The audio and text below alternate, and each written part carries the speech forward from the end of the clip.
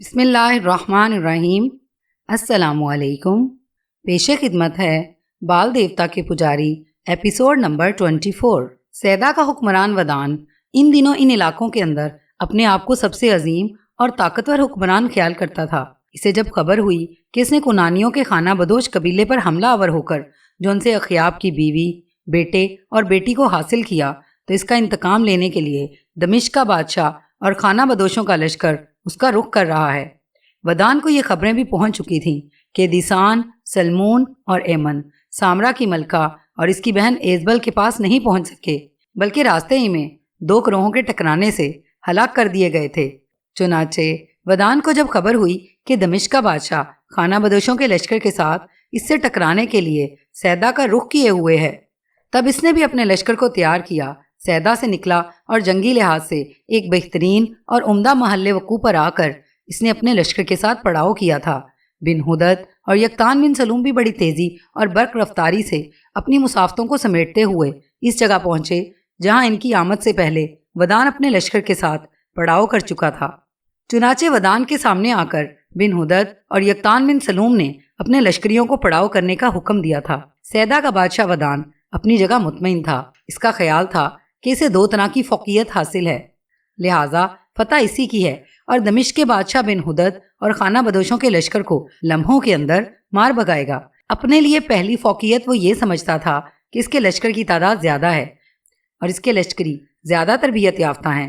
دوسری بات جو اس کے دل کو تقویت دیتی تھی وہ یہ کہ جنگ اس کے علاقوں میں ہو رہی تھی اور جنگ کے دوران چاروں طرف سے اسے ہر قسم کی مدد مل سکتی تھی۔ انہی عوامل کو سامنے رکھتے ہوئے ودان نے 2 دن تک جنگ کی ابتدا نہیں کی۔ تیسرے دن اس نے اپنے لشکر کی صفیں درست کرنا شروع کی۔ اس دوران بن ہدد اور یکتان بن سلوم کے لشکری بھی آرام کر کے اپنے آپ کو تازہ دم کر چکے تھے۔ چنانچہ تیسرے روز دونوں لشکریوں نے ایک دوسرے کے سامنے اپنی صفیں درست کرنا شروع کی۔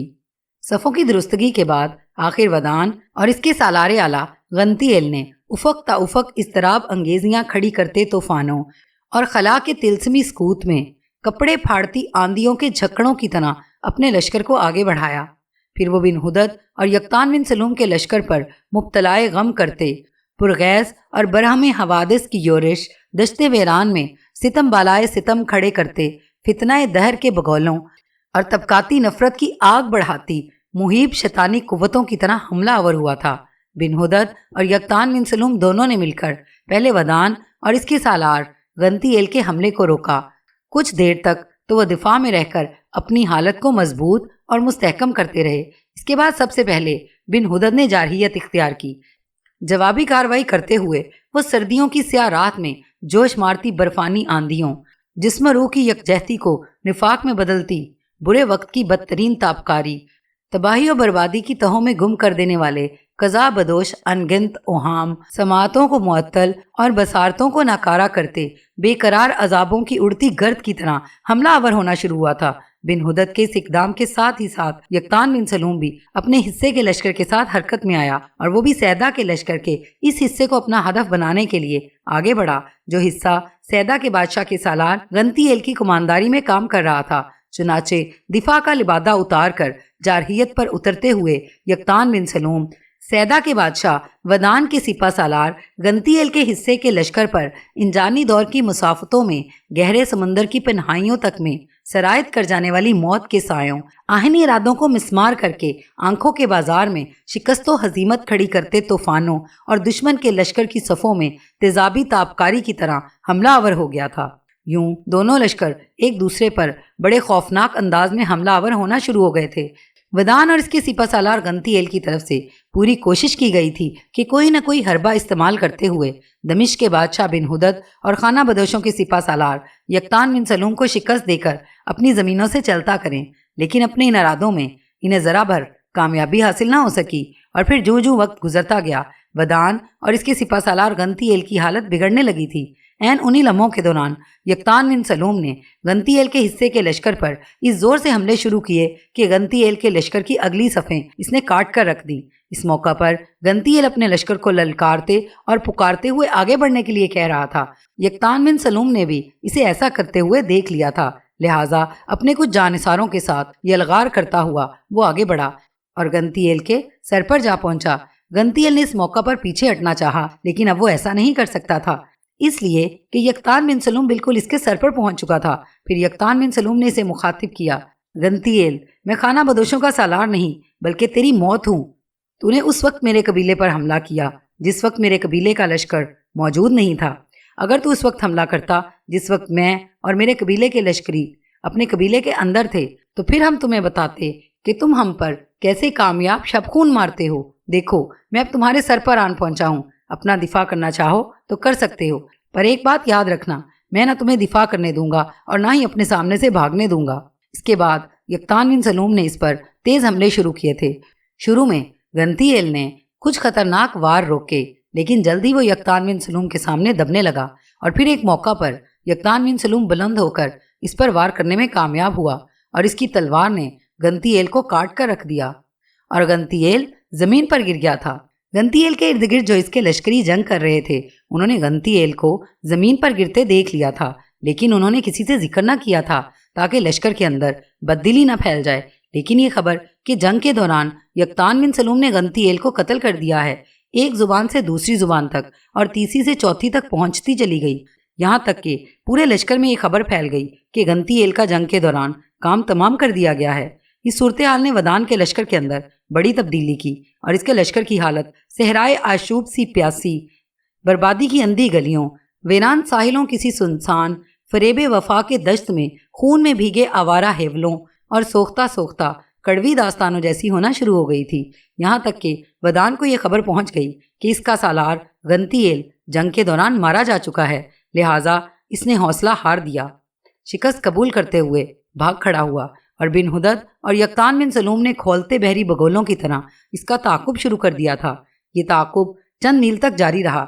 इसके बाद इसकी अस्करी ताकत को खूब कमज़ोर करके बिन हुदद और यकतान बिन सलूम इस जगह लौटे जहाँ जंग हुई थी और जहाँ उन्होंने ताकुब शुरू करने से पहले अपने कुछ सालारों को वहाँ मुतय्यन करके हिदायत जारी की थी। चुनाचे बिन हुदद और यकतान बिन सलूम जब वापस आए तो इनके पड़ाव की हिफाजत पर जो लश्कर का हिस्सा था, बिन हुदद और यकतान बिन सलूम की गैर मौजूदगी में उन्होंने वदान के पड़ाव से हर चीज़ समेट कर अपने लश्कर में मुंतकिल कर दी थी। इस जंग के दौरान सैदा का बादशाह वदान अपने साथ बहुत कुछ लेकर आया था और जो कुछ वो लेकर आया था, अब वो सब की सब चीज़ें बिन हुदद और यकतान बिन सलूम के कब्जे में चली गई थी। एहतियात के तौर पर बिन हुदद और यकतान बिन सलूम ने अपने लश्कर के साथ चंद रोज़ तक वहीं क़याम किए रखा। इसके बाद वापस दमिश्क की तरफ चले गए थे। बिन हुदद और यकतान बिन सलूम जिस वक्त अपने मुतहद्दा लश्कर के साथ दमिश्क के नवाह में पहुंचे, तब बिन हुदद ने लश्कर को रोक दिया। इस मौका पर यकतान बिन सलूम बिन हुदद के साथ ही जा रहा था। जिस वक्त लश्कर को रोक दिया गया, तब बिन हुदद की तरफ देखते हुए यकतान बिन सलूम ने पूछ लिया, आपने लश्कर को रोक दिया, क्या कोई ख़ास बात है? यकतान बिन सलूम की इस इस्तफसार पर बिन हुदद ने एक गहरी निगाह इस पर डाली, फिर कहने लगा, अपने लश्कर के साथ हम दमिश्क के नवाह में पहुंच गए हैं। यहीं से तुम अपने कबीले की तरफ चले जाओगे। मैं शहर में दाखिल होऊंगा, लेकिन ऐसा करने से पहले मैं तुम्हारे साथ एक मामला तय करना चाहता हूँ। कैसा मामला? गौर से बिन हुदद की तरफ देखते हुए यकतान बिन सलूम ने पूछ लिया था। बिन हुदद ने अपने होंठों पर जुबान फेरी, फिर कहने लगा, यकतान बिन सलूम, तुम्हारी हैसियत मेरे बेटे की सी है और मैं तुम्हें अपने सगे बेटे हिजाइल ही की तरह चाहता हूँ। देखो, ये हमारी खुशकिस्मती है कि हमने इससे पहले अख्याब को बदतरीन शिकस्त दी, इसका खात्मा कर दिया और अब दोनों ने मिलकर इत्तफाक और ताउन के साथ सैदा के बादशाह वदान को भी बदतरीन शिकस्त दी है। इस जगह खड़े होकर मैं तुम्हारे साथ दो मामला तय करना चाहता हूँ। पहला मामला ये कि जिस कदर माले गनीमत हम लेकर आए हैं, इसके दो हिस्से किए जाएंगे। एक हिस्सा तुम अपने कबीले में लेकर जाओगे, दूसरा मैं दमिश्क जाकर अपने लश्करियों में तकसीम कर दूंगा। बिन हुदद रुका, फिर अपनी बात आगे बढ़ाते हुए वो कह रहा था, माले गनीमत की तकसीम के सिलसिले में कोई एतराज़ ना खड़ा करना। मैं तुम्हारा शुक्रगुजार हूँ कि माजी में भी तुम माले गनीमत के सिलसिले में मेरी बात मानते रहे हो, इसलिए कि मेरी निस्बत माले गनीमत के तुम और तुम्हारा कबीला ज़्यादा मुस्तहिक है। इसी बिना पर कि वदान के पड़ाव से मिलने वाले माले गनीमत की तादाद और मिकदार बहुत ज़्यादा है, लिहाजा मैंने इसे आधा आधा तकसीम करने का इरादा किया है। दूसरा मामला जो मैं तुम्हारे साथ तय करना चाहता हूँ, वो तुम लोगों के क़याम का मकसद है। देखो, दमिश्क के नवाह में जबले कासियोन के दामन में तुम लोगों के लिए मकान बनना शुरू हो गए हैं और मुझे उम्मीद है अनकरीब इनकी तकमील हो जाएगी। میں چاہتا ہوں تم لوگ ان نئے مکانوں میں منتقل ہو جاؤ۔ میں تمہیں خانہ بدوش زندگی ترک کرنے کے لیے نہیں کہتا، اس لیے کہ تم اس کے عادی ہو، لیکن ان دنوں خصوصیت کے ساتھ میں چاہوں گا تم زیادہ جنوب کی طرف نہ جاؤ، اپنا مستقل قیام انہی مکانوں میں رکھو جو تمہارے لیے تعمیر کیے جا رہے ہیں۔ ہاں، اگر تم یہ محسوس کرو کہ دمشق کے نواح میں تمہارے جانوروں کے لیے چراگاہوں کی کمی ہے تو پھر تم شمال میں آرمینا تک سفر کر سکتے ہو، لیکن جنوب کی طرف آتے ہوئے دمشق میں رک جایا کرنا۔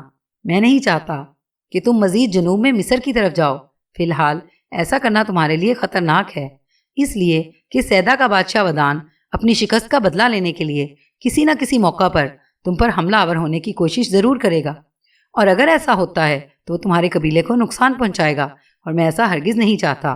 ہاں، بعد کے دور میں اگر تم لوگوں نے چاہا کہ پہلے کی طرح شمال سے جنوب تک اپنی خانہ بدوشانہ زندگی کی روایات کو جاری رکھو تو جو مکان تمہارے لیے دمشق میں بنیں گے ان میں اپنا ضروری سامان رکھنا، ہلکا پھلکا سامان خانہ بدوشانہ زندگی میں رکھنا، لیکن جنوب کی طرف جانے سے پہلے تمہارے ساتھ مل کر میں سیدا کے بادشاہ کو ایسا جھٹکا دوں گا کہ پھر وہ کبھی تمہارے قبیلے کو ہدف بنانے کی جرت اور جسارت نہیں کرے گا۔ لیکن فی الوقت میں چاہوں گا کہ تم لوگ دمشق میں ہی قیام کرو۔ ابھی دمشق کے نواح میں ایسی چراگاہیں ہیں جو کئی ہفتوں تک تمہارے جانوروں کے لیے خوراک مہیا کر سکتی ہیں۔ اس کے بعد دیکھیں گے کہ ہمیں کیا قدم اٹھانا چاہیے۔ اس دوران میں دمشق سے بھی تمہارے اور تمہارے جانوروں کے لیے خوراک کا سامان کرتا رہوں گا۔ بن ہدد جب خاموش ہوا تب بڑی ممنونیت سے اس کی طرف دیکھتے ہوئے یکتان کہنے لگا، جو کچھ آپ نے کہا ہے کم از کم میں اس سے اتفاق کرتا ہوں، لیکن اس سلسلے میں ضوامنس اور قبیلے کے دوسرے لوگوں سے مشورہ کروں گا۔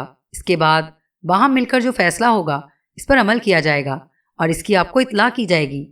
یکتان بن سلوم کا یہ جواب سن کر بن ہدد خوش ہو گیا تھا، پھر چونکنے کے انداز میں وہ دوبارہ بول اٹھا، ہاں، ایک تیسرا مسئلہ بھی میں تمہارے ساتھ طے کرنا چاہتا ہوں۔ دیکھو بیٹے، اپنے لشکر کے ساتھ سیدا کی طرف جانے سے ایک دن پہلے تمہارے قبیلے کا سردار ضوامنس مجھ سے ملا تھا۔ ایمن کے گم ہو جانے کی وجہ سے بڑا پریشان اور فکر مند تھا۔ اس کا اندازہ تھا کہ ایمن کو یا تو کسی نے ختم کر دیا ہے یا اپنی جان بچانے کی خاطر کہیں اپنے جاننے والوں کے ہاں اس نے پناہ لے لی ہے۔ اس کا کہنا تھا کہ یہ معاملہ یکتان بن سلوم کے لیے بڑی پریشانی اور فکر مندی کا ہے۔ اس نے مجھ پر یہ بھی انکشاف کیا کہ اس کی سب سے بڑی خواہش اب یہ ہے کہ یکتان بن سلوم کی شادی کا اہتمام کیا جائے۔ اس کا کہنا تھا اس کے قبیلے کی انیرا نام کی ایک لڑکی ہے جو بڑی اعلیٰ شخصیت کی مالک ہے، دراز قد اور انتہا درجہ کی خوبصورت ہے، اور وہ تمہارے قبیلے کی ایک رئیس کی بیٹی ہے۔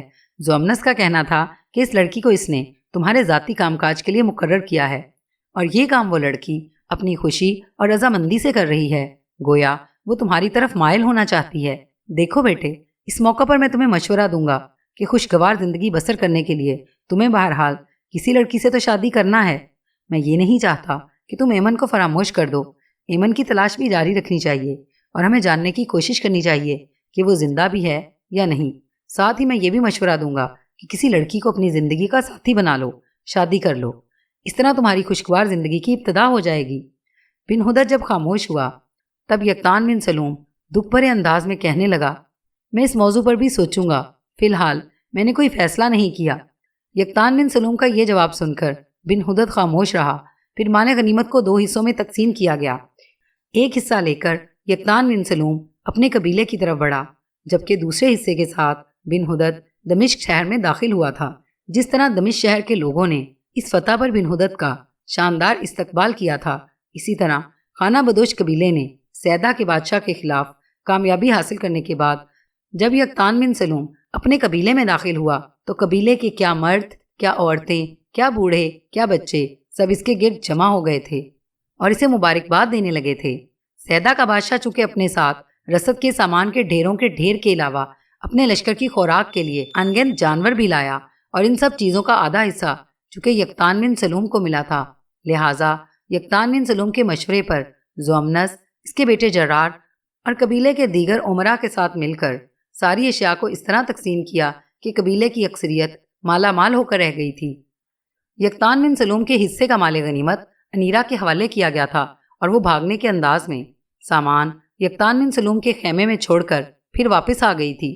جب سارا سامان تقسیم ہو چکا تب انیرا کا باپ، جو قبیلے کے چند بڑے رؤسا میں سے تھا، وہ یکتان بن سلوم کے پاس آیا۔ اس موقع پر قبیلے کا سردار زومنس، اس کا بیٹا جرار اور دوسرے امراء بھی تھے۔ پھر یکتان بن سلوم کو مخاطب کرتے ہوئے انیرا کا باپ سرایا بن سروج بول اٹھا، یکتان بن سلوم، تمہارے سیدا کی طرف جانے کے بعد میں، زومنس، جرار اور کچھ دیگر ہمارے ساتھیوں اور بھائیوں نے مل کر ایک فیصلہ کیا تھا۔ دیکھو بیٹے، انیرا کو جو تمہاری خدمت پر مامور کیا گیا ہے تو یہ میری اور میری بیوی غریتا کی رضامندی سے کیا گیا ہے، اور یہ بھی یاد رکھنا کہ انیرا کی بھی یہی خواہش تھی۔ میں زومنس اور اپنے دیگر بھائیوں کے سامنے یہ انکشاف کروں کہ قبیلے کے اندر تمہاری شخصیت ایسی ہے کہ سب لوگ تمہیں اپنے لیے سعادت اور برکت اور عزت کا باعث خیال کرتے ہیں۔ قبیلے میں بہت سی لڑکیاں ہوں گی جو تمہیں بہت پسند کرتی ہوں گی، تمہیں اپنی زندگی کا ساتھی بنانے کی خواہش رکھتی ہوں گی۔ ایسی لڑکیوں میں میری بیٹی انیرا بھی ہے۔ بچے، میں تم سے کوئی بات چھپاؤں گا نہیں، سب لوگ جانتے ہیں انیرا تمہیں پسند کرتی ہے اور اس کی خواہش ہے کہ وہ تمہاری زندگی کی ساتھی بنے۔ اگر تم اسے پسند کرو اور چاہو کہ وہ تمہاری زندگی کا ساتھی بنے تو جب اور جس وقت بھی تم اپنی رضامندی کا اظہار کرو گے، میں وعدہ کرتا ہوں اسی وقت تمہاری اور انیرا کی شادی کا اہتمام کر دیا جائے گا۔ میں جانتا ہوں ایمن تم سے بے حد محبت کرتی تھی اور تم بھی اسے چاہتے تھے۔ انیرا کو جو خیمے کی صفائی ستھرائی اور اس کی دیکھ بھال اور آرائش کے لیے مقرر کیا گیا ہے، تو اس کا اصل مقصد یہی تھا کہ ایمن کے اس طرح چلے جانے کے باعث جو تمہارے دل پر بوجھ ہے اور جو تم اداس رہنے لگے ہو تو تمہیں اس بھنور سے نکالا جائے۔ یہاں تک کہنے کے بعد سرایا بن سروج رکا، پھر کچھ دیر خاموش رہا، سوچا، دوبارہ یکتان بن سلوم کو مخاطب کرتے ہوئے وہ کہہ رہا تھا، ابن سلوم، میرے بیٹے، سارا معاملہ تمہاری رضامندی پر چھوڑا جائے گا۔ اگر تم انیرا کو پسند نہ کرو اور اسے اپنی زندگی کا ساتھی نہ بنانا چاہو تب بھی تم پر کوئی حرف گیری نہیں آئے گی۔ اگر تم انیرا کے علاوہ قبیلے کی کسی لڑکی کے ساتھ شادی کرنا چاہو تو اس کی طرف اشارہ کر دینا، ہم تمہیں اس سے بیاہ دیں گے، اور میں تمہیں یقین دلاتا ہوں کہ قبیلے کی جس لڑکی کی طرف بھی تم اشارہ کرو گے وہ لڑکی تمہاری زندگی کا ساتھی بننے پر فخر محسوس کرے گی۔ جس وقت ہم نے اس موضوع پر گفتگو کی تھی اس وقت زومنس نے ایک خواہش کا اظہار کیا تھا۔ اس کا کہنا تھا کہ اگر میری کوئی بیٹی ہوتی تو سب سے پہلے میں اسے یکتان بن سلوم سے بیاہ دیتا۔ انیرا کو جو تمہاری خدمات پر مامور کیا گیا ہے، بیٹے، اگر اس خدمت کے دوران اس سے کوئی غلطی، کوئی کوتاہی ہو جائے تو بے شک اسے ڈانٹ ڈپٹ دینا۔ کوئی بھی تمہارے خلاف اعتراض کھڑا نہیں کرے گا اور نہ ہی انیرا تمہارے سامنے بولنے کی جرت اور جسارت کرے گی۔ یہاں تک کہنے کے بعد ایک بار پھر سرایا بن سروج رکا، کچھ سوچا، پھر دوبارہ وہ کہہ رہا تھا، اس دوران ہم ایک اور کام کریں گے، اور وہ کام یہ ہوگا کہ ایمن کو تلاش کرنے کی کوشش شروع کر دی جائے گی۔ اگر تو وہ ٹکراؤ میں کام آ چکی ہے تو پھر ہمارے لیے یہ بہت بڑا صدمہ اور ہمارے قبیلے کے لیے ایک بہت بڑا حادثہ ہوگا، اور اگر وہ اپنی جان بچا کر کہیں پناہ لے چکی ہے تو مجھے امید ہے کہ ہم تلاش کر نکالیں گے، اور یہ بھی امید ہے کہ وہ شاید خود بھی کسی نہ کسی طرح ہم سے رابطہ کرے۔ دیکھو بچے، اگر ایمن کے ملنے سے پہلے تم شادی کر لیتے ہو اور اس کے بعد ایمن مل بھی جاتی ہے تو پھر ہم سب کی یہ خواہش اور خوشی ہوگی کہ ایمن کو بھی تم سے بیاہ دیا جائے، اور اس طرح ہم تمہارے خاندان کو پھلتا پھولتا دیکھنا چاہتے ہیں۔ مجھے اس بات کا بھی دکھ ہے کہ تم اپنے خاندان کے شجرہ نسب کے آخری فرد رہ گئے ہو۔ پہلے تمہارا باپ مرا، اس کے بعد تمہاری ماں اور تمہارے دونوں بھائی بھی کام آ گئے۔ اب ہم چاہیں گے کہ تمہارے بچے ہوں جو اس قبیلے کے دوسرے بچوں کے ساتھ کھیلیں اور بڑے ہو کر تمہاری طرح قبیلے کا وقار اور قبیلے کا فخر ثابت ہوں۔ انیرا کا باپ سرایا بن سروج جب خاموش ہوا تب کچھ دیر اپنی جگہ پر کھڑا یکتان بن سلوم سوچتا رہا، پھر باری باری اس نے گہری نگاہ زومنس، جرار، سرایا بن سروج اور قبیلے کے دوسرے امراء پر ڈالی۔ اس کے بعد دھیمے سے لہجے میں کہنے لگا، سب سے پہلے تو میں آپ سب لوگوں کا شکر گزار ہوں کہ آپ لوگ مجھے اتنی اہمیت دیتے ہیں اور میرا اتنا خیال رکھتے ہیں۔ مجھے چند ہفتوں کی مہلت دیں، اس موضوع پر میں سوچوں گا، اس کے بعد کوئی فیصلہ کروں گا۔ یکتان بن سلوم کے ان الفاظ پر سب مطمئن اور خوش ہو گئے تھے، یہاں تک کہ زومنس کی طرف دیکھتے ہوئے یکتان بن سلوم کہنے لگا، میں ذرا اپنے ریوڑ کو دیکھتا ہوں، اس کے بعد اپنے خیمے کا رخ کروں گا۔ اس موقع پر زومنس مسکراتے ہوئے کہنے لگا، بیٹے، مال غنیمت میں جو تمہارا حصہ تھا وہ انیرا خیمے کے اندر لے گئی ہے۔ اس پر یکتان بن سلوم مسکرا دیا۔ اس کے ساتھ ہی اس کے سارے لشکری بھی اپنے اپنے خیموں کا رخ کر گئے تھے۔ یکتان بن سلوم اپنے گھوڑے پر سوار ہوا اور خیموں کے اندر سے اپنے گھوڑے کو دوڑاتے ہوئے جب وہ خیمہ گاہ سے نکلنے لگا تب اچانک کسی نے اسے پکارا۔ اس پکار پر اپنے گھوڑے کی باگیں کھینچتے ہوئے یکتان بن سلوم نے اسے روک دیا۔ پھر جب اس نے مڑ کر دیکھا تو فکر مند سا ہو گیا تھا، اس لیے کہ اس کے پیچھے انیرا بھاگتی ہوئی آ رہی تھی۔ جب وہ قریب آئی تو اس کی سانس پھول رہی تھی۔ یکتان بن سلوم کے سامنے آ کر اس نے اس کے گھوڑے کی باگ پکڑ لی۔ کچھ کہنا چاہتی تھی کہ یکتان بن سلوم نے اسے مخاطب کیا، خیریت تو ہے؟ تم اس طرح بھاگتی ہوئی آئی ہو، کیا کوئی حادثہ پیش آ گیا ہے؟ یکتان بن سلوم کے ان الفاظ کے جواب میں انیرا نے اپنے آپ کو سنبھالا، پھر کہنے لگی، آپ کا اندازہ درست ہے، ایک بہت بڑا حادثہ پیش آ گیا ہے۔ کیسا حادثہ؟ جواب میں انیرا مسکرائی اور کہنے لگی، آپ جانتے ہیں مجھے آپ کی دیکھ بھال، آپ کے خیمے کی صفائی ستھرائی اور نگرانی کے لیے مقرر کیا گیا ہے۔ آپ ابھی ابھی ایک بہت بڑی مہم سے فاتح کی حیثیت سے لوٹے ہیں۔ آپ کے ساتھ جو لشکری گئے تھے وہ سب اپنے اپنے خیموں میں جا کر کھانا کھانے کے بعد آرام کریں گے، اور یہ کیسے ممکن ہے کہ ان کا سالار اپنے خیمے میں نہ جائے بلکہ اپنے قبیلے میں داخل ہو کر اپنے ریوڑ کا رخ کرے اور یہ دیکھنے کی کوشش کرے کہ اس کی غیر موجودگی میں ریوڑ کا خیال رکھا گیا تھا کہ نہیں۔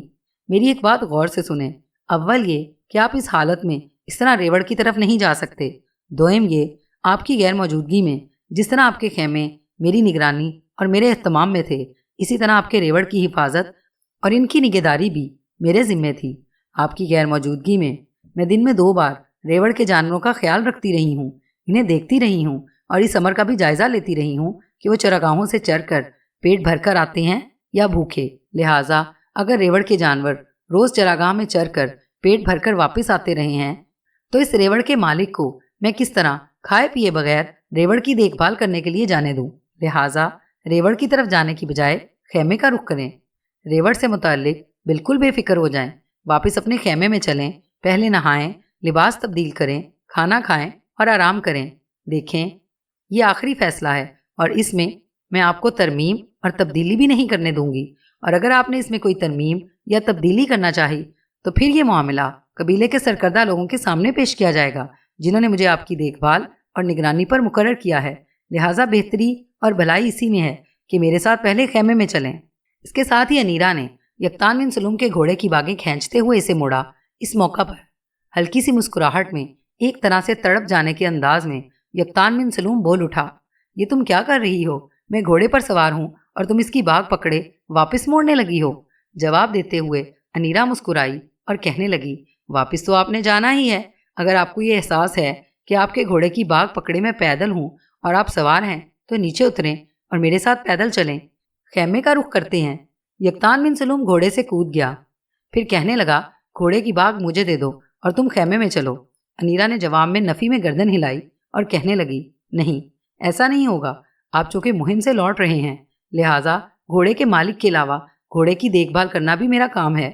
چونکہ آپ کی آمد کی اطلاع پہلے ہی ہو چکی تھی، لہٰذا میں نے آپ کے لیے کھانا تیار کر رکھا ہے، طہارت خانے میں پانی بھی بھروا دیا ہے، گھوڑے کے لیے چارے اور پانی کا بھی اہتمام ہے اور چارہ خیمے سے باہر رکھ دیا گیا ہے۔ گھوڑے کو پانی پلا کر چارے پر باندھ دیا جائے گا اور وہ چارہ اس قدر ہے کہ گھوڑا پیٹ بھر لے گا، اس کے بعد اسے ریوڑ میں باندھ دیں گے۔ اس لیے اب گھوڑے کو میں ہی پکڑ کر خیمے کی طرف لے جاؤں گی، آپ صرف ساتھ چلتے رہیں۔ یکتان بن سلوم چپ چاپ اس کے ساتھ ہو لیا تھا، حرکت میں آیا، اپنا ہاتھ آگے بڑھایا اور انیرا کو مخاطب کر کے کہنے لگا، انیرا، اب گھوڑے کی باگیں مجھے دے دو، میں خود اسے چارے پر باندھتا ہوں۔ انیرا مان گئی۔ یکتان بن سلوم نے اس سے گھوڑے کی باگیں لے لیں، پھر وہ خیمے کے پاس آیا۔ بائیں لکڑی کی چھوٹی سی نانند میں چارہ رکھا تھا، قریبی پانی بھی تھا۔ گھوڑے نے پہلے پانی پیا، اس کے بعد یکتان بن سلوم نے جب لکڑی کی نانند کے ساتھ اسے باندھا تو گھوڑا بڑی رغبت کے ساتھ چارہ کھانے لگا تھا۔ یکتان بن سلوم نے جلدی جلدی گھوڑے کی زین کے ساتھ بندھا ہوا سامان اتار کر اپنے کندھے سے لٹکایا، زین اتار کر خیمے کے اندر رکھ دی۔ اتنی دیر تک اس سے پہلے ہی انیرا خیمے میں جا چکی تھی۔ خیمے کے ایک کونے کی طرف اشارہ کرتے ہوئے یکتان بن سلوم کو مخاطب کر کے انیرا کہنے لگی، آج کے مال غنیمت سے جو حصہ آپ کو ملا ہے وہ میں نے خیمے کے کونے میں رکھ دیا ہے، آپ دیکھ لیجئے گا۔ میں آپ کو لباس نکال کر دیتی ہوں، آپ نہا کر لباس تبدیل کریں اور اس کے بعد کھانا کھائیں۔ یکتان بن سلوم مان گیا، نہایا، لباس تبدیل کیا۔ اتنی دیر تک انیرا نے کھانا لگا دیا تھا۔ جب وہ کھانے پر بیٹھا تب غور سے انیرا کی طرف دیکھتے ہوئے یکتان بن سلوم نے پوچھا، کیا تم نے کھانا کھا لیا ہے؟ انیرا منہ سے کچھ نہ بولی۔ جب نفی میں گردن ہلائی تب یکتان بن سلوم کہنے لگا، اگر یہ بات ہے تو تم بھی کھانا کھاؤ۔ یکتان بن سلوم کے ان الفاظ پر وہ خوش ہو گئی تھی، پھر وہ بھی یکتان بن سلوم کے ساتھ کھانا کھانے لگی تھی۔